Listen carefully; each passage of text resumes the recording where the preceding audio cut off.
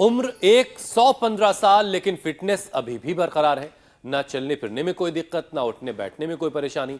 आज के दौर में जब 60 से 65 की उम्र में ही बहुत सारी बीमारियां घेरने लगती हैं, उस वक्त में स्पेन की मारिया और अमेरिका की हेरल्डा हेल्दी और हैप्पी लाइफ जी रही हैं। कहाँ तो लोग यहाँ 70-75 की उम्र में जिंदगी को अलविदा कह देते हैं, और कहाँ इन महिलाओं ने 110 से भी ज्यादा बसंत देखे हैं। लेकिन अब वो दिन दूर नहीं है जब 90 से 100 साल की उम्र आम होगी, क्योंकि हेल्थ एक्सपर्ट्स दावा करते हैं कि आने वाले वक्त सुपर एजिंग का होगा। सिर्फ लंबी उम्र ही नहीं, सेहत भी तो जरूरी है, क्योंकि अगर शरीर है, साथ देगा शरीर, तो 100 साल के ऊपर कैसे चलेंगे फिरेंगे। ऊपर से थायराइड जैसी बीमारी हो गई तो बस जितनी लंबी जिंदगी उतना लंबा दवा खाने का सिलसिला होगा। बात तो ठीक कह दी आपने पूजा। स्वामी जी तो दावा करते ही है कि थायराइड की गोली हमेशा के लिए छूट सकती है, लेकिन हाँ, ये बीमारी है तो बहुत खतरनाक। इसके साइड इफेक्ट्स को तो छोड़िए, 60% मरीजों को इसके शुरुआती लक्षण ही समझ में नहीं आते हैं। हुसैन, अब एक नई स्टडी के मुताबिक हुसैन, मामूली सर्दी खांसी जुकाम भी थायराइड का सिग्नल हो सकते हैं। अब पहाड़ों पर बर्फबारी भी हो गई है, जिससे धीरे धीरे मौसम ठंडा हो गया है, और ऐसे में थायराइड को लेकर कंफ्यूजन भी काफी ज्यादा बढ़ेगी। देखिए, दरअसल सर्दी में थायराइड ग्लैंड ही शरीर को गर्म रखता है। ऐसे में जब ठंड ज्यादा पड़ती है तो बॉडी को वार्म रखने के लिए इस ग्लैंड पर प्रेशर पड़ता है, इसको ज्यादा काम करना पड़ता है। हाइपोथायराइड के मरीजों में थायरॉक्सिन हार्मोन कम बनने से शरीर को बॉडी की सर्दी से लड़ने की जो ताकत है वो घटने लगती है, और कोल्ड कफ बुखार बहुत आसानी से हमला करता है।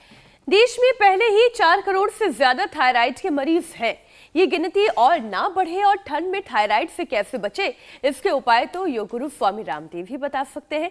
तो चलिए सीधा चलते हैं उन्हीं की शरण में और समझते हैं कि क्या है उपाय। स्वामी जी, बहुत बहुत स्वागत है आपका। प्रणाम। प्रणाम स्वामी जी।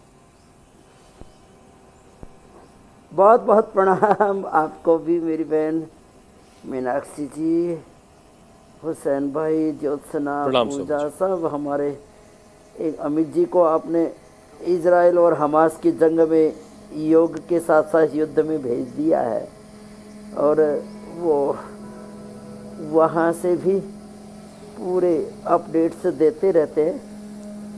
तो ये सर्वांगासन हलासन, ये परम औषधि है थायराइड की।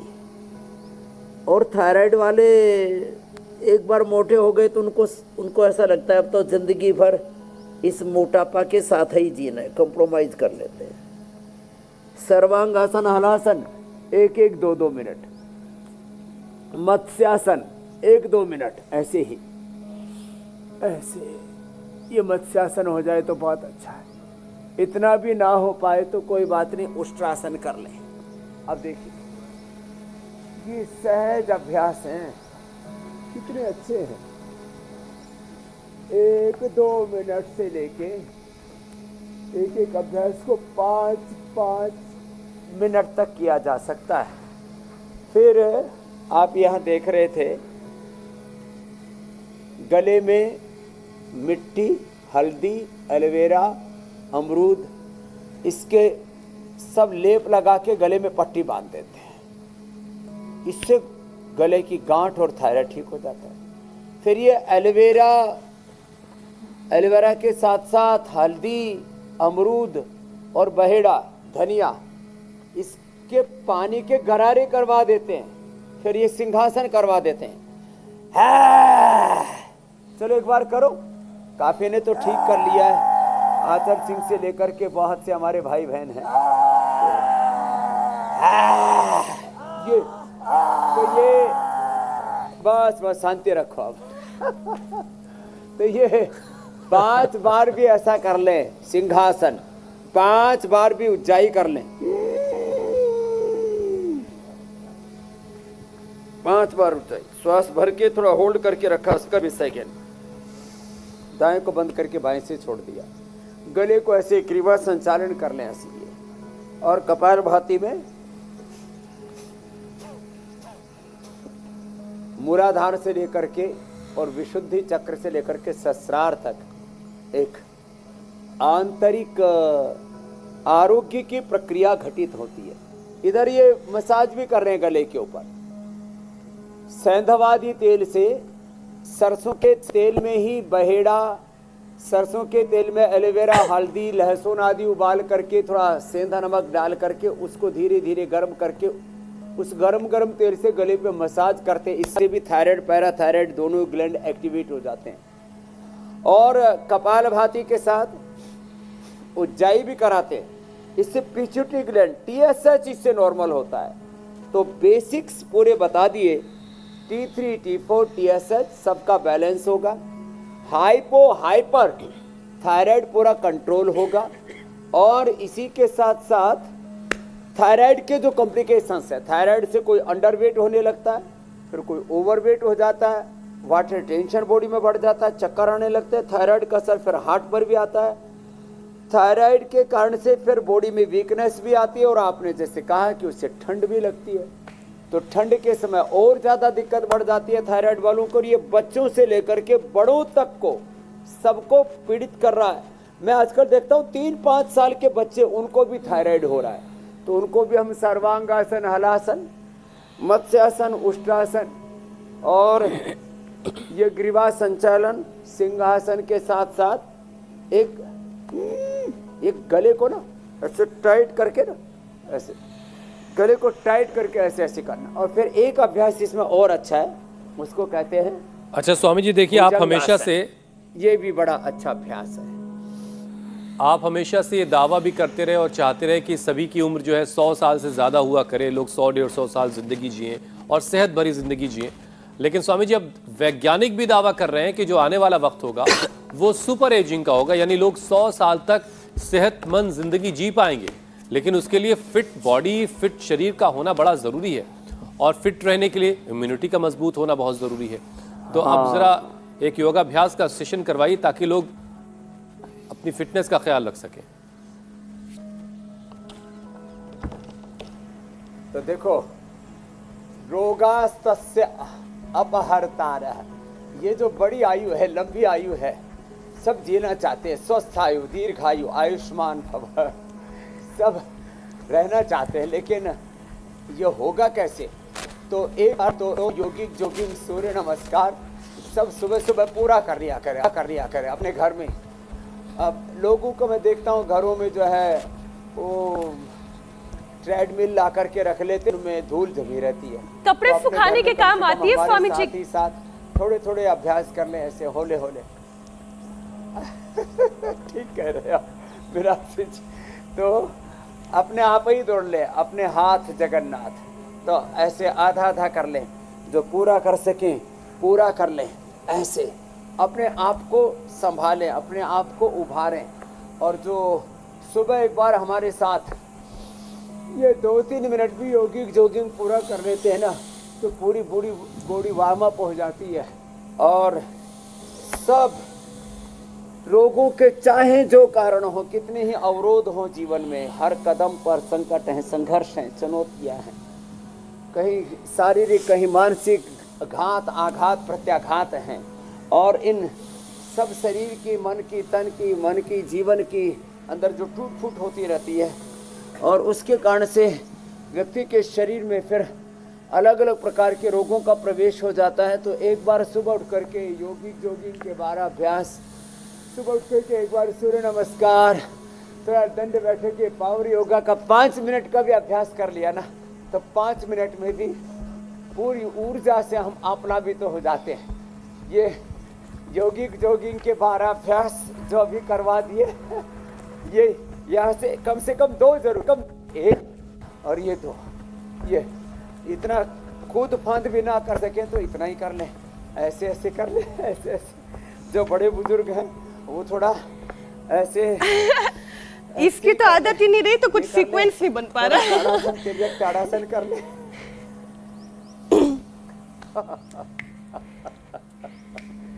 तो सीक्वेंस बन जाएगा, थोड़ा थोड़ा ही कर ले ऐसे। अब सूर्य नमस्कार का सीक्वेंस से अभ्यास कर लेते हैं, आप भी करो।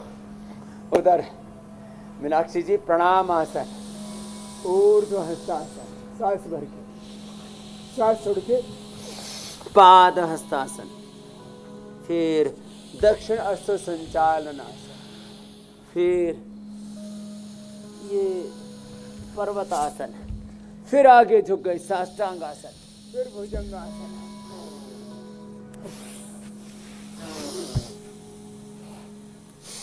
सांसों के नियंत्रण के साथ ये सामान्य गति से, फिर मध्यम गति से, तीव्र गति से।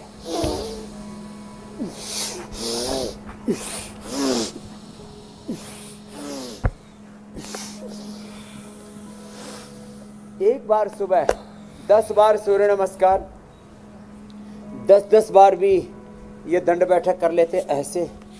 और फिर जब अभ्यास होने पर ना तो ये दंड और बैठक साथ ही साथ हो जाते हैं ऐसे ऐसे ऐसे। अच्छा स्वामी जी, अभ्यास करते करते जरा ये समझाइए। स्वामी जी, अभ्यास करते करते जरा ये बताइए, देखिए पहाड़ों पर बर्फ गिर रही है, पूरी पहाड़ी इलाके जो है वो बर्फ की सफ़ेद चादर में लिपटने लगे हैं और मैदानी इलाकों में भी उसका असर अब दिखाई दे रहा है।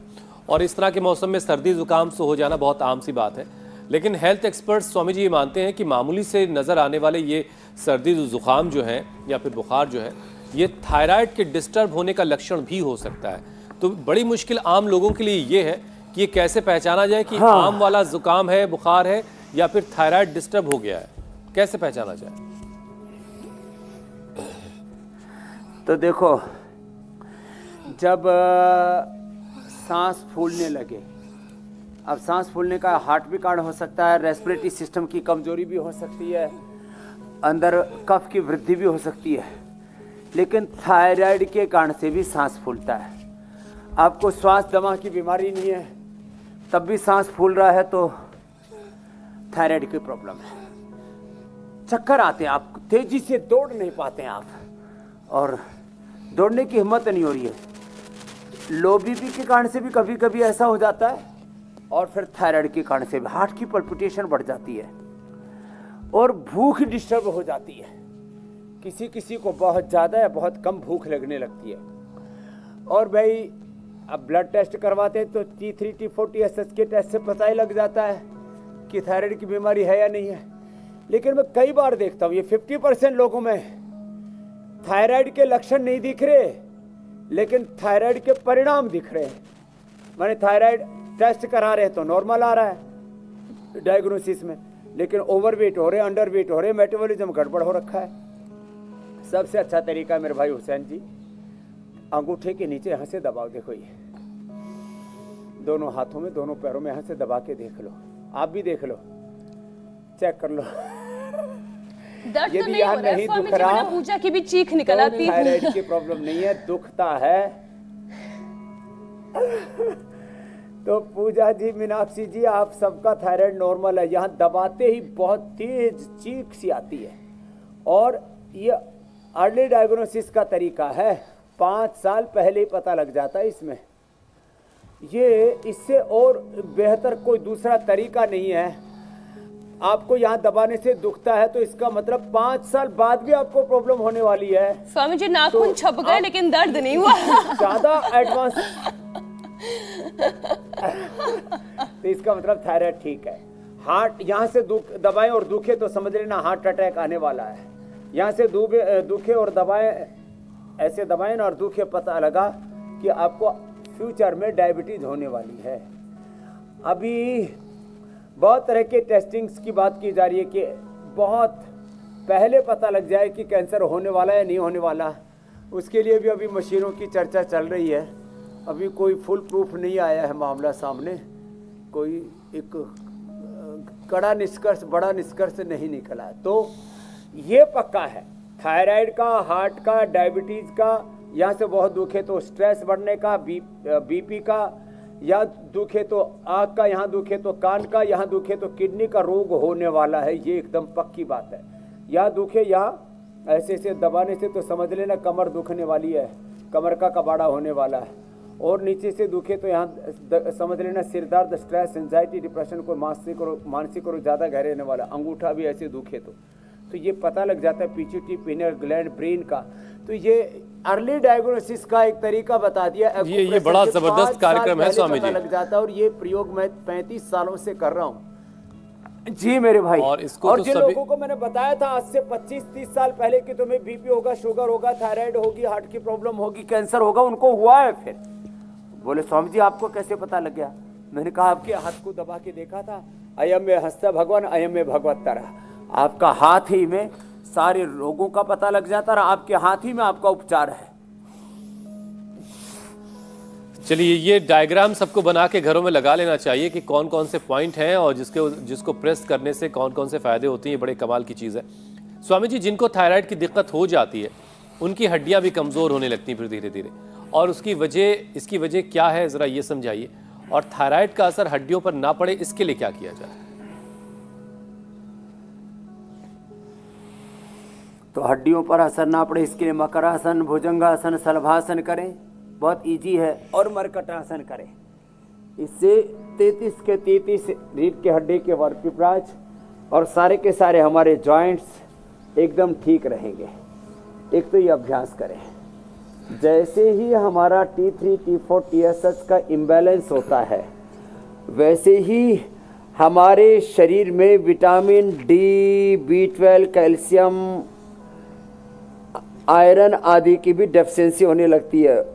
वो पूरी तरह से हमारे शरीर में पहली बात तो एब्जॉर्ब नहीं होता। अब धूप में भी बैठते हैं तो उसके कारण से हमारे शरीर में विटामिन डी बनाने की प्रक्रिया घटित होनी चाहिए, लेकिन वो हो नहीं पाती है। तो थायराइड बढ़ने से शरीर के जो न्यूट्रिशंस हैं, माइक्रो न्यूट्रिशंस हैं, शरीर के जो सूक्ष्म पोषक तत्व हैं, विटामिन्स हैं, वो शरीर से निकलने लगते हैं, वॉश आउट होने लगते हैं, बॉडी में डाइजेस्ट नहीं होते, अवशोषित नहीं होते। तो इसलिए फिर हड्डियां कमजोर पड़ जाती हैं। हड्डियों का मेटाबॉलिज्म, ओस्टोब्लास्ट, ओस्टोक्लास्ट सेल्स, हड्डियों का बोन फॉर्मेशन, बोन रिजॉर्प्शन का जो पूरा एक प्रोसेस है वो स्लो पड़ जाता है, स्लो। तो ये जो हड्डियों का मेटाबॉलिज्म कमजोर पड़ा तो फिर आर्थराइटिस हो गया, और बॉडी का मेटाबॉलिज्म कमजोर पड़ा तो फिर मोटापा हो गया, और पेनक्रियाज का मेटाबॉलिज्म कमजोर पड़ा तो थायराइड से डायबिटीज भी होती है, और हमारा रिप्रोडक्टिव सिस्टम का मेटाबॉलिज्म कमजोर पड़ा तो इनफर्टिलिटी भी होती है। अब ये अलग बात है कि थायराइड एक बड़ी को सबको ही इनफर्टिलिटी होगी, ये जरूरी नहीं है, लेकिन थायराइड से इनफर्टिलिटी भी होती है, सेक्सुअल डिसऑर्डर्स भी होते हैं, थायराइड से स्ट्रेस भी होता है, बहुत एंगर, गुस्सा भी आता है लोगों को, नींद भी उड़ जाती है मेरे भाई, बेचैन रहते हैं, मन में अशांति रहती है। थायराइड को वक्त पर पहचान कर थायराइड वालों को उसे निपटा देने की जरूरत है।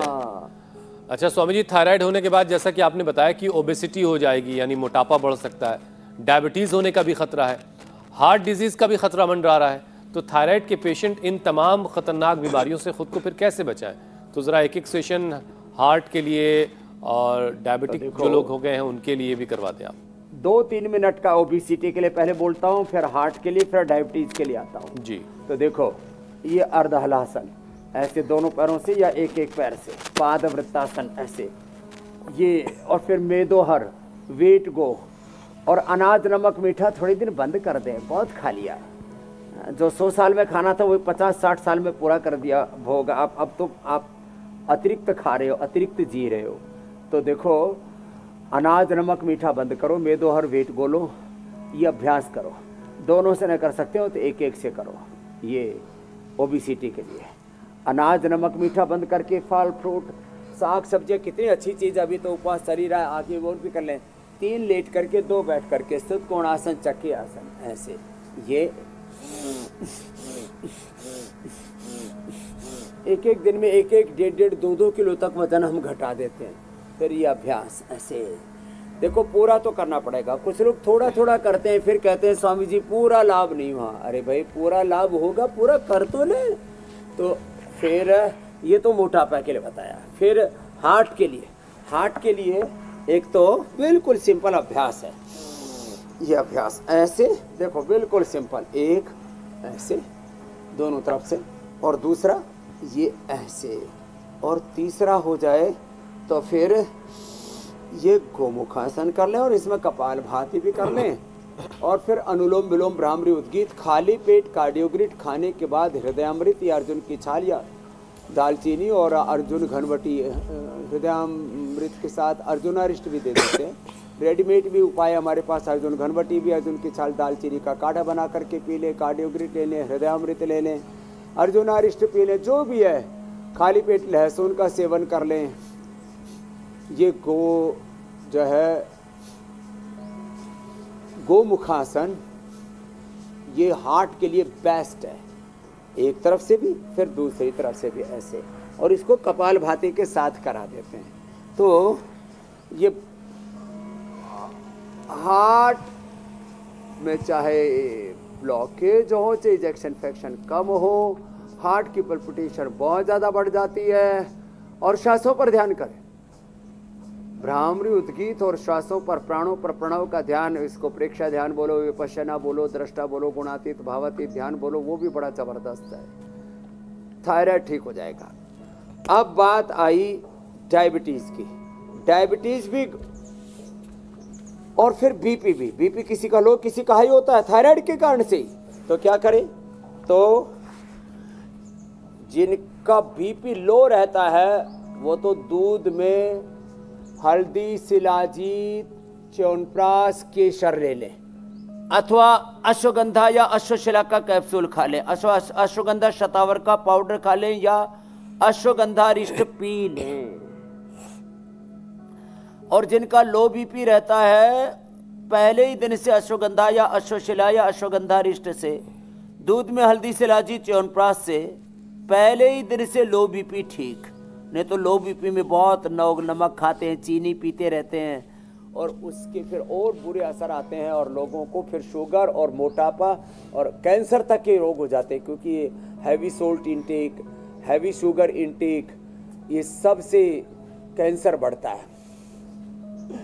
तो योगाभ्यास करें, मुक्तावटी, बीपी ग्रिट ले ले, बीपी नॉर्मल हो जाएगा। लो है तो लो का बता दिया, हाई है तो मुक्तावटी, बीपी ग्रिट लोकी से हाई भी ठीक हो जाएगा। अब शुगर में मधुनाशिनी, मधुग्रिट, खीरा, करेला, टमाटर का जूस, और उसमें गिलोय, एलोवेरा, तुलसी, नीम, हल्दी, जो भी ये चीजें हैं ना अपने घर में, एक बार सुबह अच्छा स्वामी जी, इनका एक जूस सा बना के या एक चटनी सी बना करके 1 चम्मच सुबह ले लिया करें। इस कार्यक्रम का असर कितना है कि मैं तो अपने आसपास के लोगों को देखती हूँ, जो नुस्खे आप बताते हैं वो लोग आजमाते हैं। अब हमारी एक कलीग है, वो रोज खीरा, करेला, लौकी, आंवला, इसका एक जूस बना के लाती हैं, भर के पूरा जग, और फिर कहती है ये लो मीनाक्षी 1 कप तुम भी पियो। मैंने कहा मुझे तो अभी कोई परेशानी है नहीं। कहा कि होगी भी नहीं, ये स्वामी जी ने कहा है, तो करके एक छोटी सी कप मुझे भी पिला देती है। स्वामी जी एक और समस्या की बात कर लेते हैं। समाज में जागृति आई है बहुत, स्वामी जी बहुत जागृति आई है, और इस कार्यक्रम ने वाकई में एक अलग सी जगाई है। लोग बहुत कॉन्शियस हुए अपनी हेल्थ को लेकर, और खास तौर पर ये जो किचन के नुस्खे हैं जो आप बताते हैं कि आपकी रसोई में वो सारी चीजें हैं कि आपको डॉक्टर के दरवाजे पर दस्तक नहीं देनी पड़ेगी। स्वामी जी, हाल फिलहाल में थायराइड कैंसर के भी बहुत सारे केसेस बढ़े हैं, और खास तौर पर 30 साल से कम उम्र के लोगों में। पहले तो इसकी वजह क्या है, और थायराइड की बीमारी कैंसर में ना तब्दील हो जाए इसके लिए क्या उपाय करें? एक तो देखो, सब आसनों के साथ साथ ये सेतु बंद, ये पेट के लिए, पेनक्रियाज के लिए, डायबिटीज के लिए, बीपी के लिए, सबके लिए भी है, ये थायराइड के लिए भी। इसमें जालंधर बंद ऑटोमेटिक लग जाता है। श्वास बार के छोड़ करके करते हैं तो मूल बंद, उडियान बंद भी लग जाता है। तो मूल बंद, उडियान बंद, जालंधर बंद के साथ सेतु बंद। और फिर थायराइड के लिए जैसे मैंने बार बार आपको संकेत किया, कपालभाति और ये घरेलू उपाय थायराइड के लिए, थायराइड के कैंसर के लिए जो है अंदर छोटी छोटी गठाने हो जाती है, बच्चों को भी बड़ों को भी। उसके लिए एलोवेरा, हल्दी, धनिया और इसमें थोड़ा बहेड़ा और डाल लें, इसका गरारा किया करें और कपालभाति किया करें। अब ये गांठ हो जाती है गले में, और गले की गांठें या तो टीबी की हो सकती है, या तो कैंसर की हो सकती है, बेनाइन हो सकती है, कई बार कफ की भी होती है, कफज भी होती है। तो इससे कफ भी दूर होगा और इससे पूरा अंदर की गांठ भी क्लियर होगी। यदि गांठ ज़्यादा है तो सिस्टोग्रिट और ओरोग्रिट, सिस्टोग्रिट ओरोग्रिट एक एक या दो दो खाली पेट दे देते और खाने के बाद काचनार गुग्गुल, काचनार घनवटी या वृद्धिवादी का वटी करके मैंने गोल्ड और साथ में प्रयोग करा देते। किसी किसी को तुमने देखा गले इतने यहाँ पूरा भर जाता है गांठ और फिर बड़ा उपद्रव हो रहा है। यह आजकल बहुत ज़्यादा लोगों को हो रहा है। ये संख्या मुझे लगता है पूरे हिंदुस्तान भर में इससे 5 से 10 करोड़ लोग पीड़ित हैं, गले की अलग अलग खराबियां और फिर ये गले में गांठ हो जाती है। तो ये बड़ा खतरनाक है, वो कैंसर में तब्दील हो जाता है। तो कपालभाति ज़्यादा करें, थोड़े दिन घी बंद कर दें, घी और सारे डेयरी प्रोडक्ट, नमक, मीठा, बस अंकुरित लें, सलाद लें, फ्रूट्स लें और कपालभाति 1-1 घंटा और थोड़ा अनुलोम विलोम मैं तो दिन भर करवा देता हूँ। गले के कैंसर को भी हमने ठीक किया है। आज ही की एक बात है कि एक बहन आई, बोले अब तो चली गई, बोले बाबा जी 1 घूंट भी पानी नहीं जा रहा था, जीभ और गले में कैंसर हो गया था। अब वो ठीक करके गई है। उड़ीसा की एक बहन आई हुई, ये ठीक हो जाता है और ये पॉइंट भी साथ में दबा ले तो सोने पर सुहागा होता है। स्वामी जी थायराइड के जूझ रहे लोगों को गुस्सा काफी ज्यादा आता है और चिड़चिड़ापन भी उन्हें काफी ज्यादा रहता है, तो बिगड़े हार्मोन्स मूड ना बिगाड़े, इसके लिए क्या उपाय करना चाहिए? मूड स्विंग आपने ठीक कहा पूजा जी, ये बहुत होते हैं और बात बात में बिना ही बात के और कुछ ना कुछ तो चैलेंजेस परिवार में, अपने वर्किंग प्लेस पर, हर एक प्रोफेशन में कुछ भी आप कर रहे हैं, सामाजिक, आर्थिक, राजनीतिक जीवन में आप हैं, विधायिका, कार्यपालिका, न्यायपालिका, मीडिया में कहीं पर भी हैं, तो कुछ ना कुछ तो चैलेंजेस रहेंगे। उसमें आपको अपना आपा नहीं खोना, तो क्या करें? इसके लिए एक अभ्यास तो ये करें कि मैं नित्य शुद्ध बुद्ध मुक्त स्वभाव सच्चिदानंद स्वरूप आत्मा हूँ, मुझ में अनंत ज्ञान, अनंत प्रेम, करुणा, वात्सल्य, अनंत सद्गुण है, अनंत विद्या, विभूति, ऐश्वर्य, प्रतिभा है, मेधा है। तो अपने ऊपर गौरव करना सीखो और अपनी निजता से नीचे ना आए। और जब ये तमाम तरह के झंझावात, उथल पुथल, ऊहा-पोह, अपने सामने प्रतिकूल अवस्थाएं आती हैं, उस समय थोड़ा आत्मस्थ रहने का अभ्यास करें। अपो दीपो भव, आत्मदीपो भव, अथ योगानुशासनम, योगश्चित्त वृत्ति निरोध तथा दृष्टो स्वरूपीय अवस्थानम। तो ये इस तत्व को कभी नहीं भूलना, सदा संतुष्ट रहना, तृप्त रहना अपने जीवन में। जो हमेशा ऐसे उथल पुथल, जीवन में बेचैनी सी, अशांति, अधीरता, ऊहा-पोह, ऐसे अनिश्चितता रहती है ना, वो ठीक नहीं है। खुद पर विश्वास करो, जो अपने परिजन है, अपने परिवार के लोग हैं, उन पर विश्वास करो। यदि विवाह कर लिया है तो जिससे विवाह किया है पति पत्नी को एक दूसरे पर विश्वास करना चाहिए। विश्वास से जिंदगी चलती है, अविश्वास से तो जीवन तार तार हो जाता है। तो खैर, तो जिनका मन बहुत बेचैन रहता है उनको मेधावटी मेमोरी ग्रिड भी लेनी चाहिए। थोड़ा गाय का घी खाना चाहिए, बादाम, रोगन, आलमंड ऑयल या वॉलनट ऑयल, ये हम सब उपलब्ध कराते हैं। इसका नशे भी करना चाहिए, बादाम रोगन से सिर पर भी मसाज करनी चाहिए और ये अनुलोम विलोम थोड़ा ज़्यादा करना चाहिए। और आत्मवत दृष्टि, एकत्व, सह अस्तित्व, वननेस, कोएक्सिस्टेंस एंड हार्मनी की जो दृष्टि है, दृष्टिकोण है, भाव चेतना, एकात्मता की भाव चेतना ना, ये आपको सभी प्रकार के जो मानसिक द्वंद्व हैं, उथल पुथल, ऊहा-पोह, इससे बचा लेती है पूजा जी। स्वामी जी, स्वामी जी एक और सवाल कि एक और टॉपिक ले लेते हैं। थायराइड में स्किन से जुड़ी भी कई ज़्यादा परेशानी होती है, क्योंकि हम थायराइड की बात कर रहे हैं। कई बार स्किन ड्राई हो जाती है, तो कई बार चेहरे पर दाने और मुहासे हो जाते हैं। ऐसे में क्या उपाय करना चाहिए स्वामी जी कि परेशानियां दूर हो जाएं? मेकअप ना लगाना पड़े। हाँ, ये आपने बड़ा अच्छा बताया। आप देखते हो, मैं भी इंडिया टीवी आता हूँ, बड़े बड़े इंटरटेनमेंट चैनल्स में भी शो करने जाता हूँ, मुझे मेकअप नहीं करना पड़ता। क्यों? क्योंकि मैं एक तो एलोवेरा और एलोकांती लगाता हूँ। कभी कभी दिखाने के लिए ही ऐसे ही नाटक करते रहते हैं, उसी में ही कभी कभी हम कांति लेप है उसको एलोवेरा में, हनी में या कच्चे दूध में लगा लेते साहब, ओहो हो, चेहरा ऐसा चमक उठता है। फिर खाली चेहरे की बात नहीं, पूरे शरीर में स्किन प्रॉब्लम्स हो जाते। कल एक छोटी बेटी ऐसी तरफ रही थी, बाबा जी मेरे को नींद नहीं आती, रो रही थी बेटी, और शरीर में दर्द होता है भयंकर। तो जिनको ऐसी प्रॉब्लम है ना, तो गोधन अर्क और नीम की गोली, कायाकल्प डर्माग्रिट, और यदि सोरासिस हो जाए तो सोरोग्रिट, पूरा महामजिष्ट, अध्यारिष्ट, खदरिष्ट, कायाकल्प काढ़ा भी पिला देते हैं। नमक, मीठा और तीखा तला मसाले थोड़े दिन के लिए बंद कर देते, थोड़े दिन फ्रूट डाइट पर डाल देते, 1-2 सप्ताह में ही। और जो पूरे गले सड़े हैं 1-2 माह में ही फिर मड थेरापी भी कराते हैं। मिट्टी के अंदर उसमें हल्दी, एलोवेरा और शीशम, बेल, पीपल, ये पित्त का समन करते हैं। शीशम, बेल, पीपल और ये मेहंदी, ये भी ठंडी होती है, ये चरण पर लगा देते हैं। शीशम, बेल, पीपल, मेहंदी, एलोवेरा, नीम, ये मुल्तानी मिट्टी ये मिलाकर के थोड़ा उसमें हनी, थोड़ा उसमें पंचगव्य कहते हैं ना, पंचगव्य मिला देते हैं। उसमें दूध, दही, छाछ, अंदर की फंगस को भी ठीक कर देते हैं। घी ये मिला करके लगा देते, कायाकल्प लेप लपेट, ओहो हो, एकदम स्किन ऐसी हो जाती है जैसे एक छोटे बच्चे की होती है ना, ऐसे हो जाती है। ये स्किन के लिए बहुत ही ज़बरदस्त है। जिनको ड्राइनेस रहती है उनको खाली पेट 1 चम्मच घी खाना चाहिए, मक्खन खाना चाहिए, अथवा वर्जिन कोकोनट ऑयल, ये हम उपलब्ध कराते हैं सबको। ये भारत में तेल पीना मैंने सिखाया। खाली पेट या तो तिल का तेल पिए, या तो नारियल का तेल पिए, या तो गाय का घी लें, या गाय का मक्खन लें, या एक कैप्सूल दिव्य तैलम का ले लें, दिव्य तैलम का एक कैप्सूल ले लें, पूरे स्किन प्रॉब्लम और ड्राइनेस खत्म।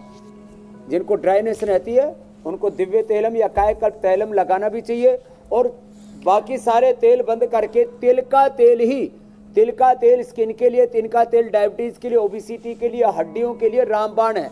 लोग रिफाइंड ऑयल खाते रहते हैं, कोई सनफ्लावर खा रहा है, कोई सोया खा रहा है, कोई सरसों खा रहा है। तो सबसे अच्छा होता है स्किन प्रॉब्लम के लिए, अर्थराइटिस के लिए और हड्डियों के लिए, डायबिटीज़ के लिए तिल का तेल, उसी का सेवन करें। तो ये छोटी छोटी बातों पर ध्यान देंगे और मन को शांत रखें। पेट गड़बड़ होने से भी स्किन प्रॉब्लम रहती है, इसलिए लिवोग्रिट भी ले या सर्वकल्प कायाकल्प का काढ़ा ले ले, पेट एकदम फास्ट क्लास ऐसे रहेगा जैसे मेरा है। अच्छा स्वामी जी, थायराइड के इम्बैलेंस हो जाने का असर जो है नर्व्स पर भी पड़ता है, और जिसकी वजह से स्वभाव में, मिजाज में बदलाव दिखने लगता है। तो नर्व्स को मजबूत करने का क्या उपाय है वो भी बता दें। हाँ, पूरा शरीर कांपने लगता है, पूरे शरीर में कंपन, फिर बाद में तो किसी किसी को तो कंपवात में, किसी को एसएलईएमएस ऑटोइम्यून डिजीज में एमएनडी में तब्दील हो जाता है। ये और इससे आगे की कहता हूं मैं। तो क्या करें? इम्यूनोग्रिट, न्यूरोग्रिट एक खाली टैबलेट ले लें। सुबह उठते ही 4-5 बजे जब भी उठते हैं, फिर नाश्ते से पहले, दोपहर, शाम खाने से पहले 3 से 4 बार ले सकते हैं, न्यूरोग्रिट और इम्यूनोग्रिट। और खाने के बाद मेधा, ओमेगा, मेमोरी, मेधा को आध, बड़े ज़बरदस्त। तो पूरे नर्वस सिस्टम को इतना स्ट्रेंथन कर देते हैं आप 100 साल तक। ऐसे ही जैसे हम अपने अंगुलियों पर पूरे तन के, बदन के वजन को उठा लेते हैं,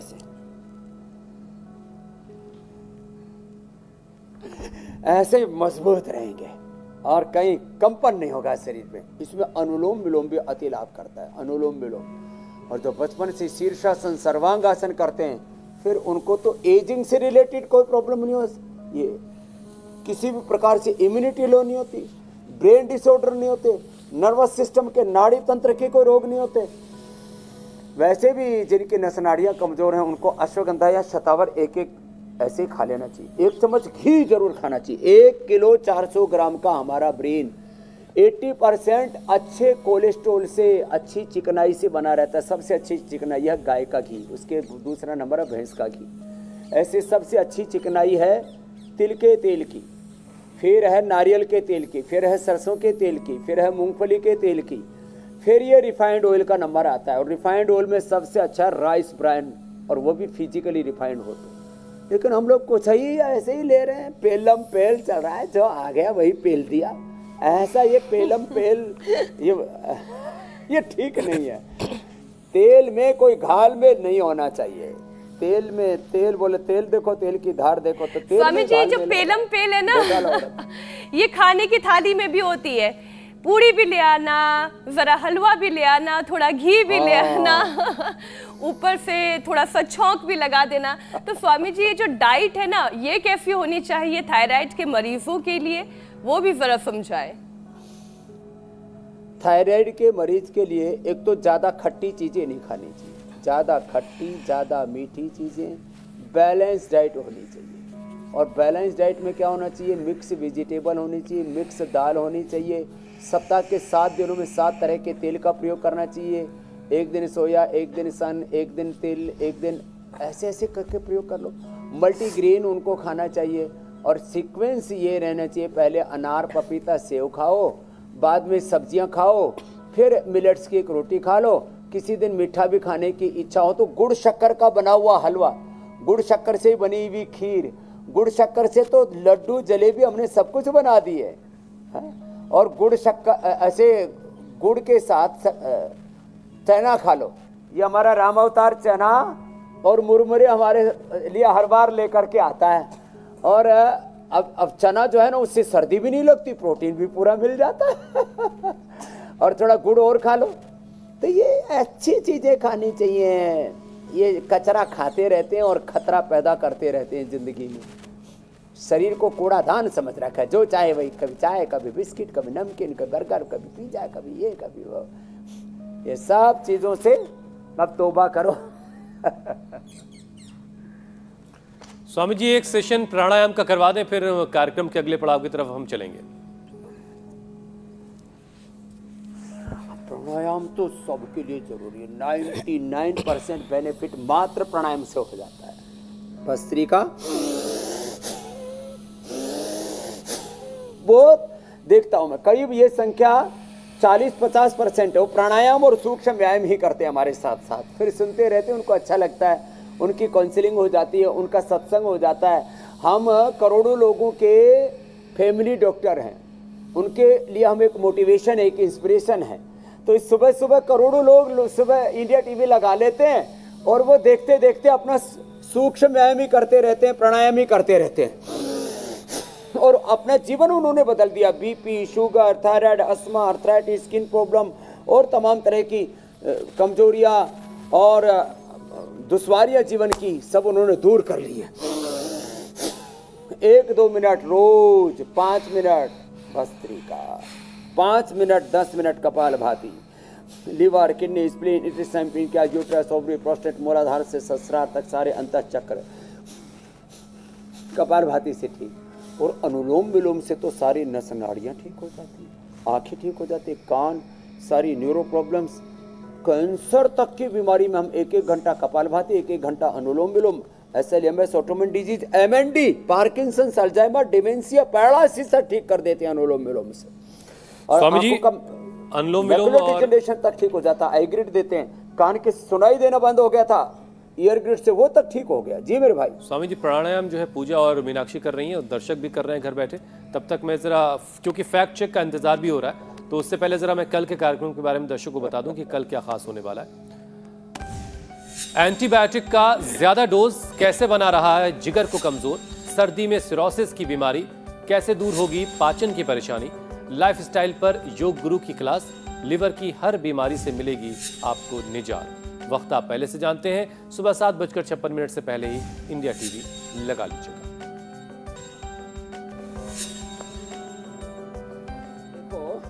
आपने कल का प्रोग्राम बता दिया, आज का फैक्ट चेक मैं बता देता हूँ। जी जी। कुछ लोगों में भ्रांतियां हैं कि बच्चों को थायराइड की प्रॉब्लम नहीं होती। बच्चों को थायराइड की, बच्चों को डायबिटीज, टाइप 1 डायबिटीज की, छोटे बच्चों को फैटी लिवर, लिवर सिरोसिस बच्चों को प्रॉब्लम हो रही, किडनी की, ब्रेन ट्यूमर तक की। तो थायराइड की प्रॉब्लम बच्चों में भी होती है। उनका एक तो पॉइंट दबाइए, थोड़ा तेल लगा के मालिश कर दीजिए, उनको भी थोड़ा कपालभाति और सिंहासन बच्चों को करा के ठीक कर सकते हैं। उनको थायरोग्रिट ये दे देना, धनिया की चटनी बच्चों को खिला देना, इससे बच्चे अच्छे हो जाएंगे।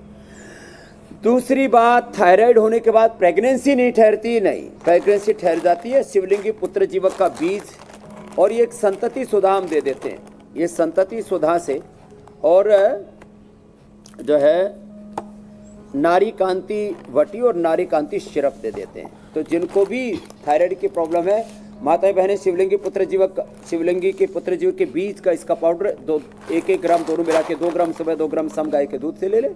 संतति सुधा ले लें। नारी कांति, जैसे बालों के लिए केश कांति, दांतों के लिए दंत कांति, नारी कांति बहुत ही जबरदस्त है महिलाओं के लिए, एलो कांति जैसे स्किन के लिए, और प्रेगनेंसी ठहरेगी, कोई दिक्कत। अब हाइपोथायराइडिज्म हो जाता है तो लोगों को ऐसा लगता है अब तो वेट घटेगा ही नहीं, हाइपोथायराइडिज्म भी अच्छा होगा, वेट भी घटेगा। जो वेट वाले अभ्यास हमने बताया उनको पूरा करना, और जब भी प्यास लगे थोड़ा गर्म पानी पीना, कपालभाति करते करते पॉइंट भी दबा लेना। तो आज सारी भ्रांतियों का निवारण कर दिया। ऐसे ही एक रोग मुक्त, नशा मुक्त, व्यसन मुक्त, सब प्रकार के दुख दारिद्र्य से मुक्त और दिव्यता से युक्त भारत हम रोज बनाते हैं 7:56 पर इंडिया टीवी पर। उपचार का क्रम पूरा हुआ, अब समाचार सुनाइए, आप आगे बढ़िए। बहुत शुक्रिया धन्यवाद स्वामी जी। प्रणाम स्वामी जी। शंख बजाते हैं।